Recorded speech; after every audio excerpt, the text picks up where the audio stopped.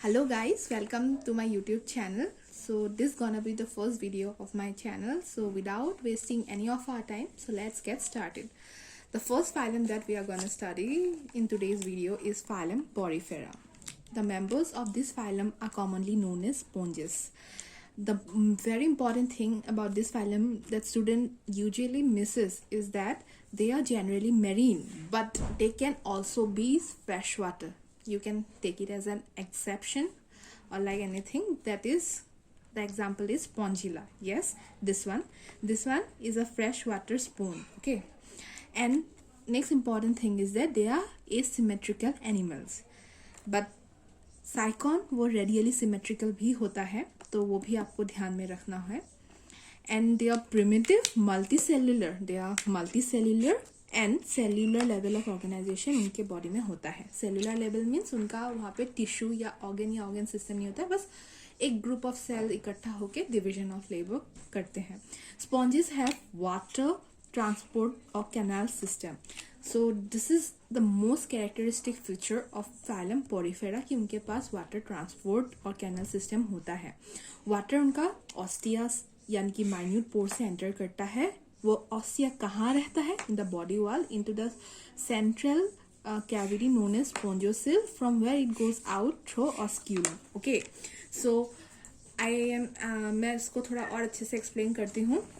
सो पहले water enter करता है ऑस्टियम यानी कि माइन्यूट पोर से, फिर वो स्पोंजियोसील जो उनका वो कैविटी होता है जिसको हम पैरागैस्ट्रिक कैविटी भी बोलते हैं, वहाँ जाता है. और फाइनली जो एक बड़ा ओपनिंग होता है बोलते हैं ऑस्क्यूलम, वहाँ से वो पानी चला जाता है.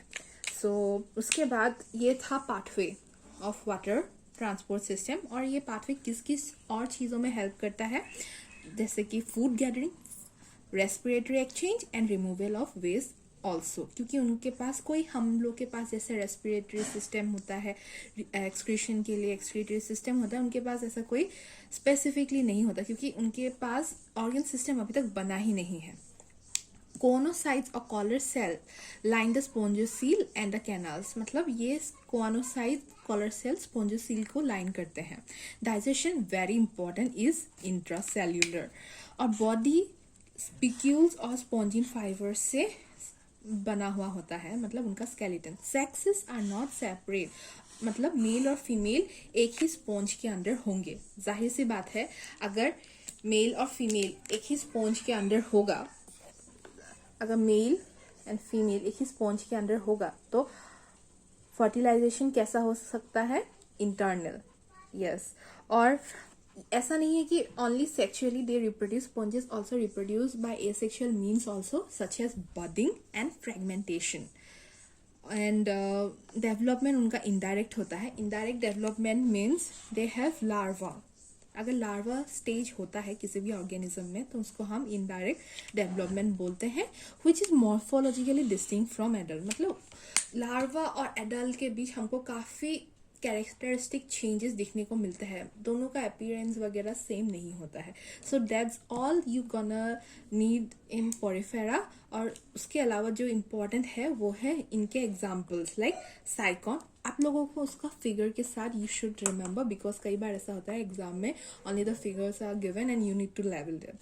सो yes, this is sycon, this is euspongia, इसको हम बाथ स्पॉन्ज भी बोलते हैं.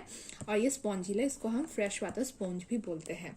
इसके अलावा 1-2 more examples I want to give you. First is that of euplectella. इसको हम जापान में ऐसा मैरिज गिफ्ट भी देते हैं. And next one is Cliona, जिसको हम बोरिंग स्पॉन्ज भी बोलते हैं क्योंकि वो पर्ल इंडस्ट्री के लिए बहुत हार्मफुल होता है. So that's all for today's video. For more such phylums, please subscribe to my channel. Thank you.